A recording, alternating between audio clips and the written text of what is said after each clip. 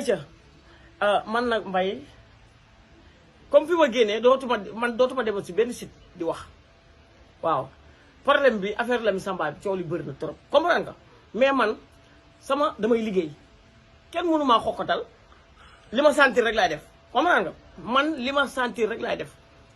su may dem jëli artiste wala may jëli kilifa kenn du ma jox paas xamuñu fan laay dugg xamuñu ndax damay dox xamuñu ndax sare laay dugg xamuñu ndax kii damay sentir ciblé kenn rek dugal mais buñ ne Mbaye li mu génn TFM moo tax léegi day dóor day ku juyee TFM ku am problème TFM rek da ko dem jëli jaxase kaak waa TFM non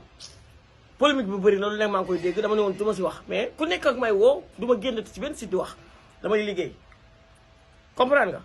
damay liggéey Lamine Samba li ko metti rek la wax li ko metti foofu la wax man fa keneen ak keneen Kouthia li ko metti la wax man tamit li ma metti woon foofu wax na kii la dëgg la tamit comprendre nga waaw yee ku am lu ko metti sama téléphone a ngi nii waaw téléphone sax laa yor ku am lu ko metti comprendre nga war a wax sama téléphone a ngi nii na wax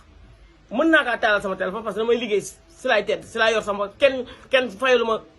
piscine kenn fayalu ma nekk maay fay sama bopp nekk